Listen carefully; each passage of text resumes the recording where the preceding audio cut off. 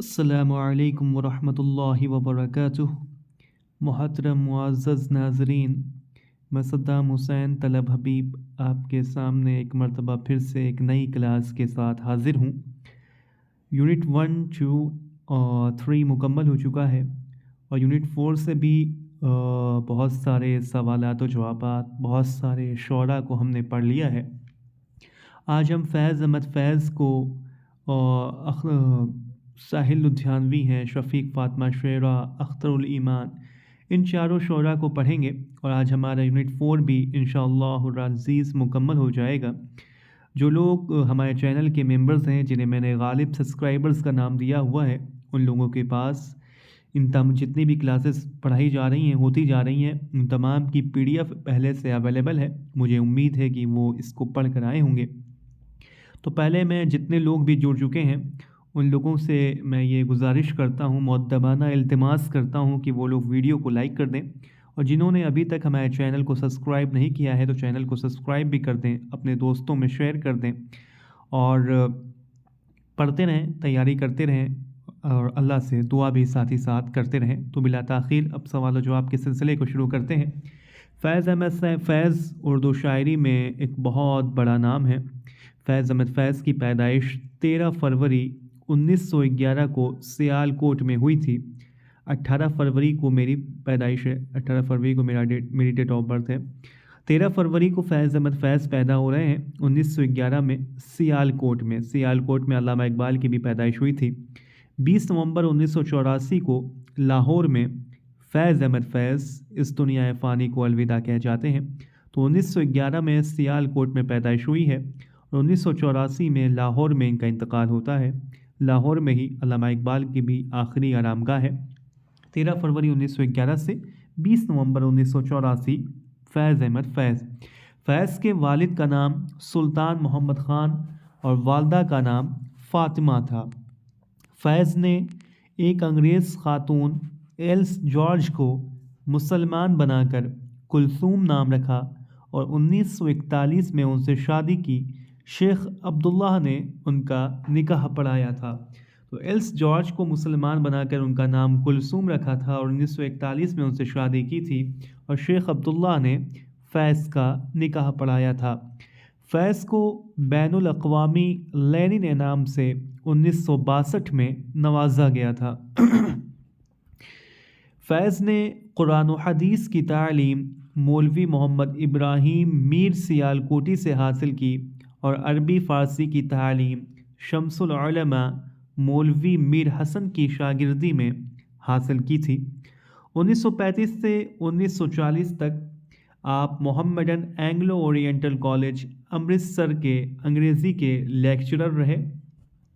1940 سے 1942 تک ہیلی college of commerce میں انگریزی کی تعلیم دی۔ 1942 میں بحیثیت کیپٹن فوج میں ملازم ہوئے، اور شعبہ تعلقات عامہ میں مصروف رہے۔ 1943 میں میجر کے عہدے پر ترقی ہوئی، اور 1944 میں لیفٹیننٹ کرنل کے عہدے پر فائز ہوئے۔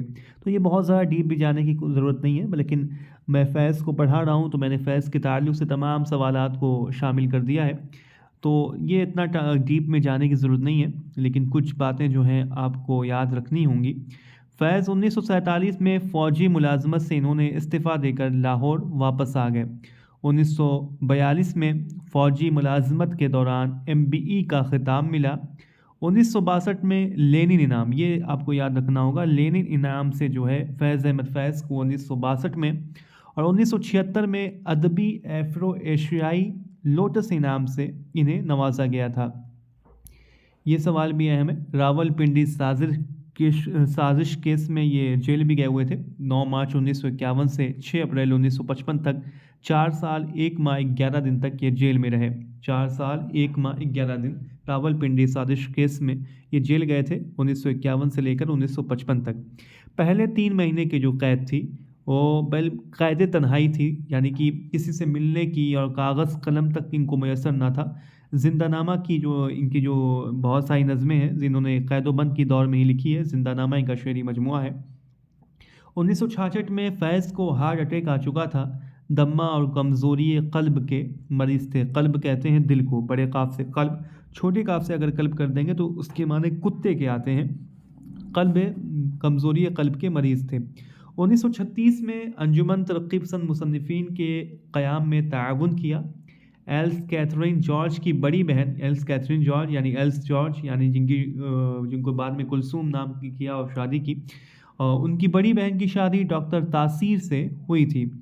فیض نے 1938-1939 کے درمیان آل انڈیا ریڈیو لاہور کے لیے کچھ ڈرامے لکھے تھے، جیسے دی احباب، شکست، توہین عدالت، پرائیویٹ سیکریٹری، سانپ کی چھتری اور ہوتا ہے شب و روز تماشا میرے آگے۔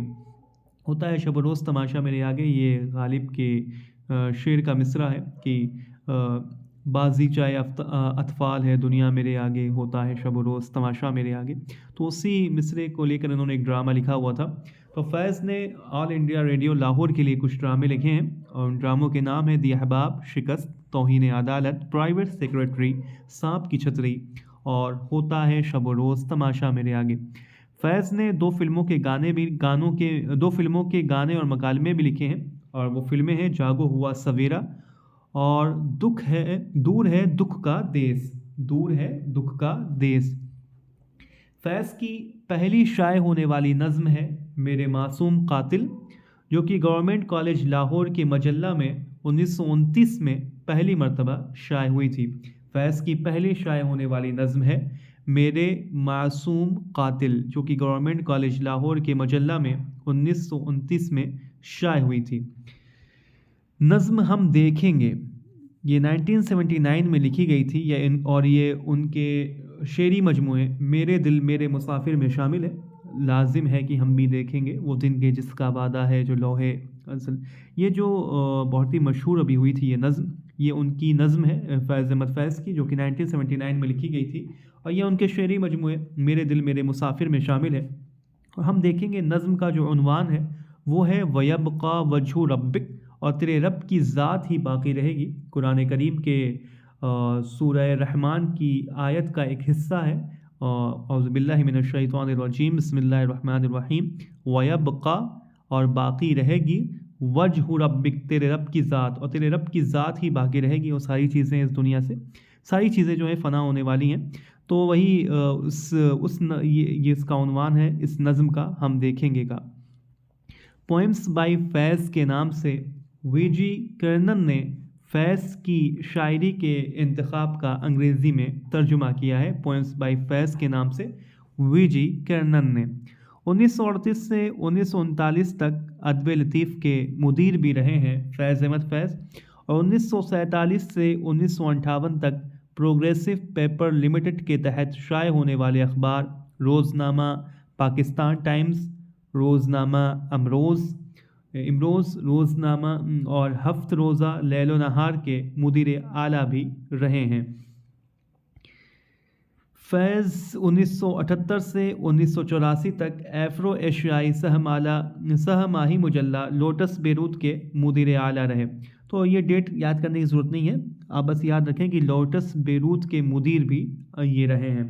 فیض کے 7 شعری مجموعے ہیں، ان 7 کے نام اور ان کا سن اشاعت جو ہے آپ کو یاد رکھنا بہت ضروری ہے۔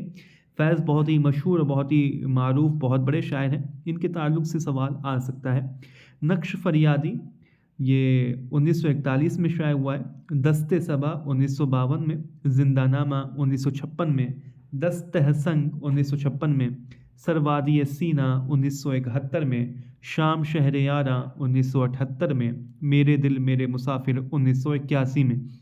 تو فیض کے 7 شعری مجموعے ہیں، نقش فریادی، دست صبا، زندہ نامہ، دستہ سنگ، سروادی سینہ، شام شہر یاراں، میرے دل میرے مسافر، ان تمام کو اور ان کے جو سن اشاعت ہے ان کو آپ کو یاد رکھنا ضروری ہے اور بار بار سنیں، جو میں بار بار اس کو ریپیٹ کر کے سنیں۔ ایک بار ویڈیو مکمل ہو جاتی ہے، ویڈیو اویلیبل رہتی ہے چینل پر، دوبارہ اس کو اسٹارٹ کر کے دوبارہ سنیں۔ جن کے پاس PDF ہے وہ اس کو انڈرلائن کریں، بار بار اس کو دیکھیں، پڑھیں، ذہن نشی کریں۔ ان کی کلیات ہے نسخہ ہائے وفا، یہ کلیات ہے، بہت ہی مشہور یہ کلیات ہے ان کا، نسخہ ہائے وفا۔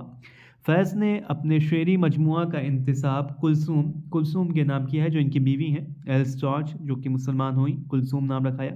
ان کی دیگر تصانیف ہے میزان، جو کہ جس میں ان کی تنقیدی مضامین کا مجموعہ ہے، 1963 میں شائع ہوئی۔ ان کے خطوط کا مجموعہ ہے 1972 میں شائع ہوا، صلیب میرے دریچے میں۔ صلیب میرے دریچے میں، یہ فیض احمد فیض کے خطوط کا مجموعہ ہے، صلیب میرے دریچے میں۔ کیوبا ان کا سفر نامہ ہے، کیوبا ان کا 1974 کا میں شائع ہونے والا سفر نامہ ہے۔ شام شہر یارا کے نام سے بھی ان کی تاثرات بھی ہیں۔ فیض کی مشہور نظمیں تنہائی، صبح آزادی، مجھ سے پہلی سی محبت، میری محبوب نہ مانگ، یہ تینوں تو ہمارے نصاب میں شامل ہیں۔ میرے معصوم قاتل ان کی پہلی مطبوعہ نظم ہے۔ اس کے علاوہ خدا وہ وقت نہ لائے، سرود و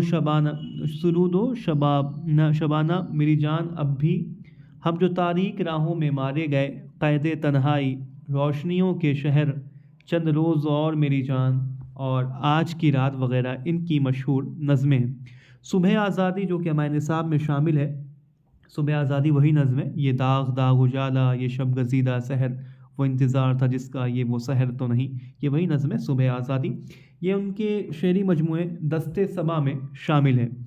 تنہائی اور مجھ سے پہلی سی محبت، میری محبوب نہ مانگ، یہ ان کے پہلے شعری مجموعے نقش فریادی میں شامل ہے۔ تنہائی کا شعر جو ہے، پچھلی مرتبہ اپنے بے خواب کواڑوں کو مقفل کر لو، اب یہاں کوئی نہیں آئے گا، غالباً یہ سوال جو ہے، یہ شعر جو ہے پچھلی مرتبہ پوچھا گیا تھا۔ تو تنہائی اور مجھ سے پہلی سی محبت، میری محبوب نہ مانگ، یہ دونوں جو ہیں نظم جو ہیں ان کے پہلے شعری مجموعے نقش فریادی میں شامل ہے۔ عالم مسرور کا قول ہے کہ فیض کی شاعری میں انگریزی ادب کے ایک خوشگوار اثر، جدید انسان کے ذہن اور ایشیائی تہذیب کے قابل قدر عناصر ایک قوس قزح جلوہ گر ہے۔ عالم مسرور کا یہ قول ہے۔ عالم مسرور کہتے ہیں کہ فیض کی شاعری میں انگریزی ادب کے ایک خوشگوار اثر، جدید انسان کے ذہن اور ایشیائی تہذیب کے قابل قدر عناصر ایک قوس قزح جلوہ گر ہیں۔ عالم مسرور کا یہ قول ہے۔ جمیل جالبی کہتے ہیں کہ فیض کی سب سے نمایاں خصوصیت ان کے خیالات کی سنجیدگی، شخصیت کا توازن اور شعری اعتدال ہے۔ جمیل جالبی فیض احمد فیض کے تعلق سے یہ کہتے ہیں کہ فیض کی سب سے نمایاں خصوصیت ان کے خیالات کی سنجیدگی، شخصیت کا توازن اور شعری اعتدال ہے۔ فیض کے تعلق سے یہ فراق گورکھپوری نے کہا ہے کہ فیض نے ایک نیا مدرسہ شاعری قائم کیا۔ انہوں نے جس بصیرت افروز احساس، خلوص و فنکارانہ چابک دستی سے عشقیہ واردات کو دوسرے اہم سماجی مسائل سے متعلق کر کے پیش کیا، یہ اردو کی عشقیہ شاعری میں ایک بالکل نئی چیز تھی اور قابل قدر تھی۔ فراق گورکھپوری فیض کے تعلق سے لکھتے ہیں کہ فیض نے ایک نیا مدرسہ شاعری قائم کیا۔ انہوں نے جس بصیرت افروز احساس، خلوص و فنکارانہ چابک دستی سے عشقیہ واردات کو دوسرے اہم سماجی مسائل سے متعلق کر کے پیش کیا، یہ اردو کی عشقیہ شاعری میں ایک بالکل نئی چیز تھی اور قابل قدر تھی۔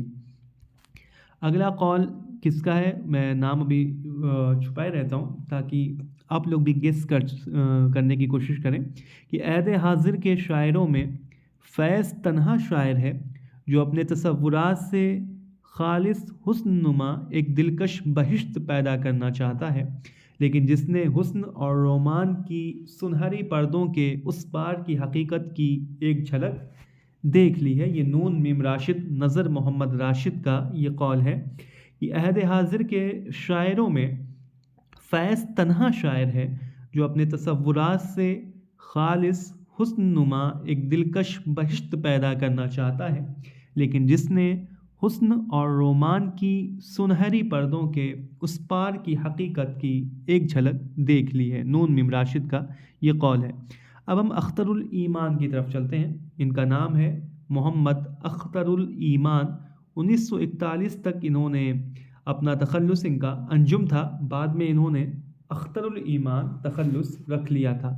1941 تک ان کا تخلص انجم تھا، انجم یہ تخلص انہوں نے اختیار کیا ہوا تھا، بعد میں انہوں نے اختر الایمان تخلص اختیار کر لیا تھا۔ محمد اختر الایمان 1915 کو نجیب آباد ضلع بجنور میں پیدا ہوئے تھے اور 9 مارچ 1996 کو ممبئی میں ان کا انتقال ہوا ہے۔ 1915 میں نجیب آباد ضلع بجنور میں پیدائش ہے، 1996 میں ممبئی میں اختر الایمان کا انتقال ہوا تھا۔ اختر نے 1942 میں اینگلو عربک کالج ذاکر حسین کالج سے گریجویشن پاس کیا تھا۔ ذاکر حسین کالج سے گریجویشن پاس کیا ہے اختر الایمان نے 1942 میں۔ کالج میگزین میں یک بابی ڈرامہ، 7 افسانے اور 11 نظمیں 3 مختلف ناموں اختر ایمان انجم، محمد اختر الایمان اور اختر الایمان نام سے شائع ہوئی تھی۔ 1942 میں ساغر نظامی کی خواہش پر 4 ماہ ماہنامہ ایشیا کی ادارت بھی انہوں نے کی تھی۔ نظم معرہ کی حیت میں سب سے زیادہ کامیاب نظمیں اختر کی ہیں۔ اختر الایمان نے نظم معرہ کی حیت میں سب سے زیادہ کامیاب نظمیں لکھی ہیں۔ اختر کی نظموں کا موضوع احساس ہے، وہ ہر بات کو احساس کے ذریعے بیان کرتے ہیں۔ تو اختر کی نظموں کا موضوع جو ہے احساس ہے، وہ ہر بات کو احساس کے ذریعے، فیلنگ کے ذریعے بیان کرتے ہیں۔ نظم ایک لڑکا یہ اختر الایمان کی نظم ہے، اور یہ نظم جو ہے ہمارے نصاب میں شامل بھی ہے۔ اس نظم میں انہوں نے اپنے کشمکش کا اظہار کیا ہے، جس میں وہ بچپن سے مبتلا رہے ہیں۔ نظم ایک لڑکا یہ اختر الایمان کی ایک نظم ہے، جس میں انہوں نے اپنے کشمکش کا اظہار کیا ہے، جس میں وہ بچپن سے مبتلا رہے ہیں۔ اختر نے اپنی شاعری کو انسان کی روح کا کرب کہا ہے۔ اختر الایمان نے اپنی شاعری کو انسان کی روح کا کرب کہا ہے۔ تو اس طرح کے سوال آ سکتے ہیں کہ کس نے اپنی شاعری کو انسان کی روح کا کرب کہا ہے، اختر الایمان نے کس نظم میں اپنے کشمکش کا اظہار کیا ہے۔ ان تمام چیزوں کو آپ کو اپنے ذہن میں رکھنا ہے۔ اختر نے اپنی نظم کلو پترا میں دوسری جنگ عظیم کا پس منظر بیان کیا ہے۔ اختر نے اپنی نظم کلو پترا میں دوسری جنگ عظیم کا پس منظر بیان کیا ہے۔ اختر الایمان کو غزل کا باغی کہا جاتا ہے۔ غزل کا باغی کس شاعر کو کہتے ہیں؟ تو غزل کا باغی اختر الایمان کو کہا جاتا ہے۔ اختر الایمان نے تقریباً 100 فلموں کے منظرنامے اور مکالمے لکھے ہیں۔ اختر کو شعری مجموعہ یادیں یہ اختر الایمان کا شعری مجموعہ ہے۔ اس مجموعے پر ان کو 1962 میں ساہتیہ اکیڈمی ایوارڈ سے نوازا گیا تھا۔ اختر الایمان کو ان کے شعری مجموعے یادیں پر 1962 میں ساہتیہ اکیڈمی ایوارڈ سے نوازا گیا تھا۔ اقوال ہم دیکھ لیتے ہیں۔ محمود ایاز کہتے ہیں کہ اختر الایمان کی موت سے جدید شاعری کے قبیلے کا آخری سردار اٹھ گیا۔ اختر الایمان کی موت سے جدید شاعری کے قبیلے کا آخری سردار اٹھ گیا، یہ محمود ایاز کا یہ قول ہے۔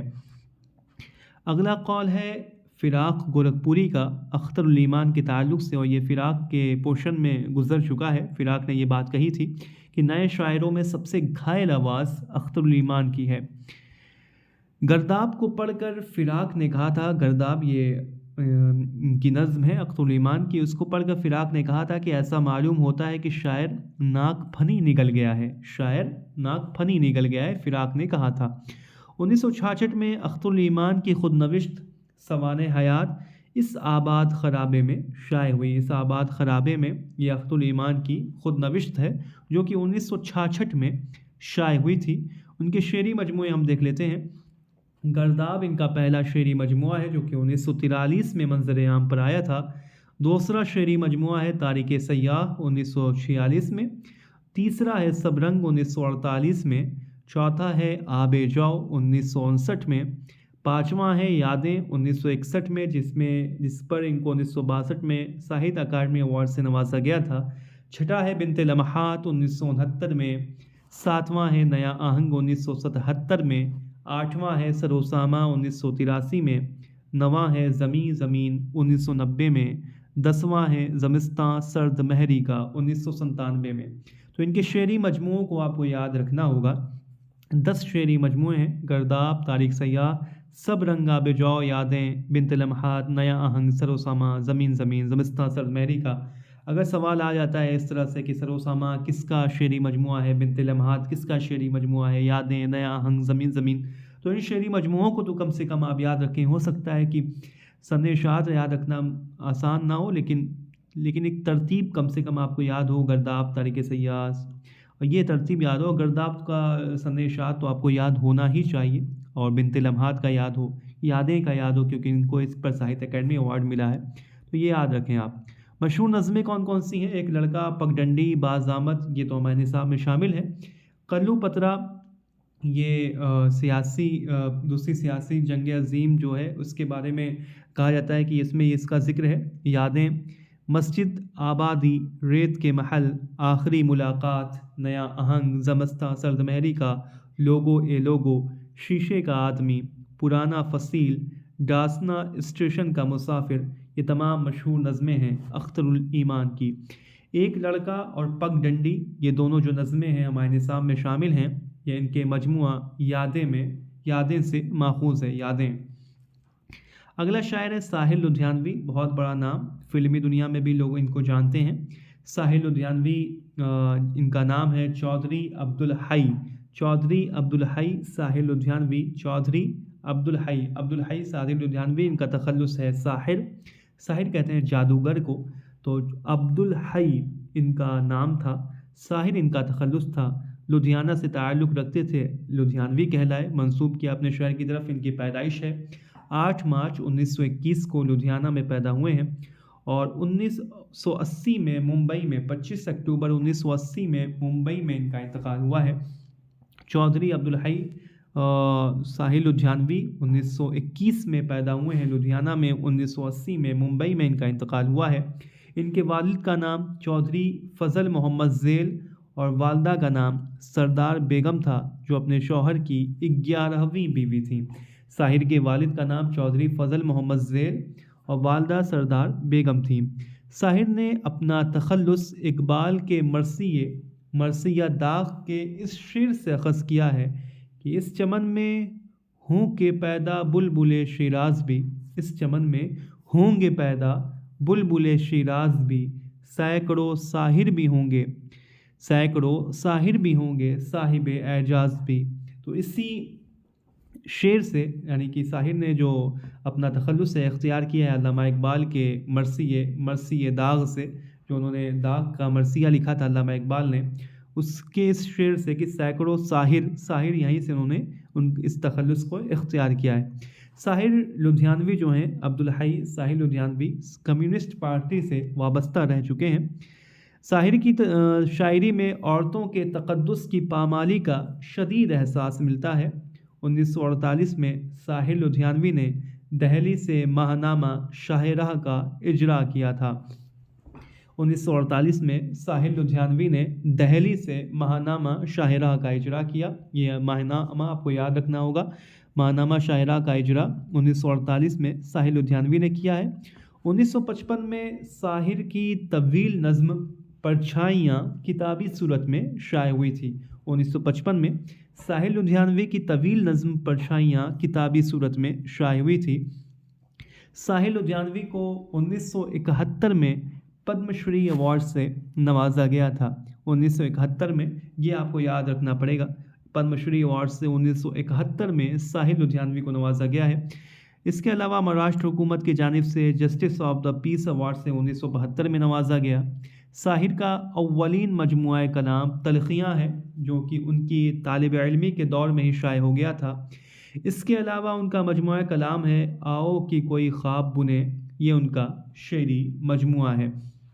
ساحر کا اولین مجموعہ کلام ہے تلخیاں، جو کہ ان کے طالب علمی کے دور میں ہی شائع ہو گیا تھا. اس کے علاوہ ان کا مجموعہ کلام ہے آؤ کہ کوئی خواب بنے.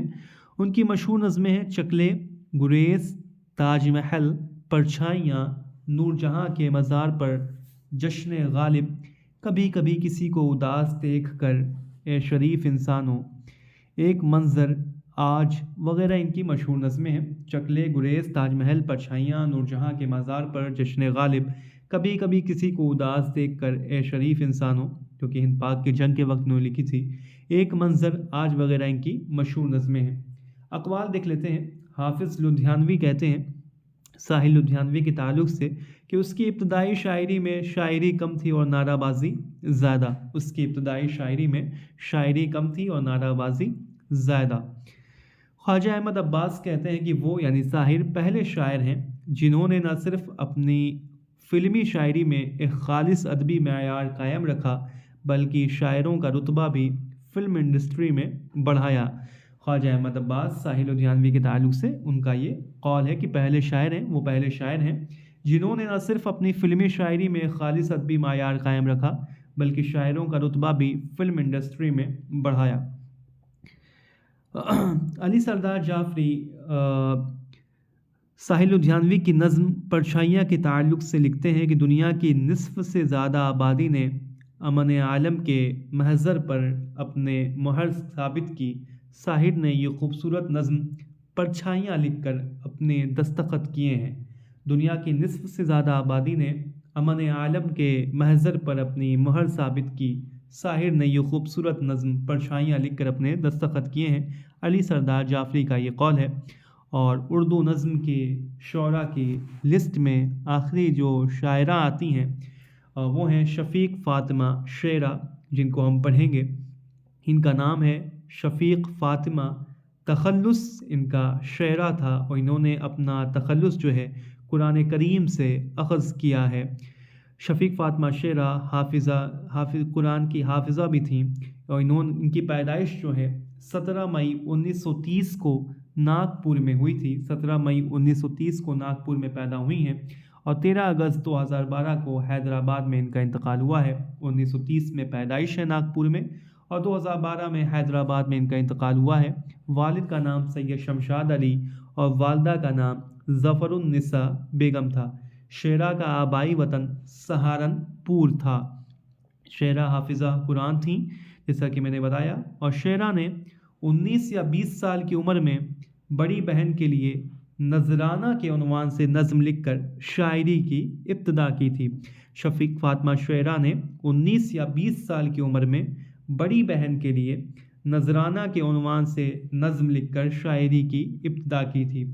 شعرا نے بچپن میں اقبال کے پیام مشرق یہ علامہ اقبال کی فارسی نظم ہے، اس کا انہوں نے منظوم ترجمہ کیا تھا۔ شعرا نے باضابطہ شاعری کا آغاز 1952 سے کیا۔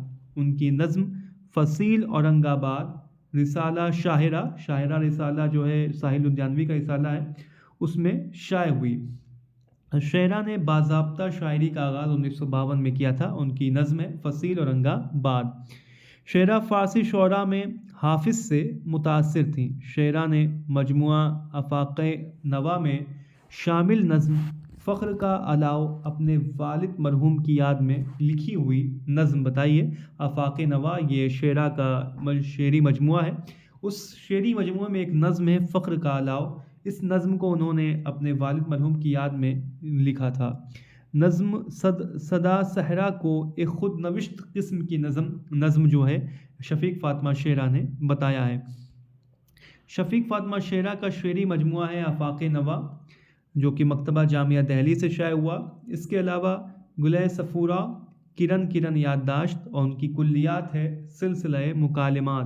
تو یہ شفیق فاطمہ شعرا کا شعری مجموعہ ہے آفاق نوا، گلِ صفورہ، کرن یادداشت اور سلسلہ مکالمات، یہ ان کا کلیات ہے۔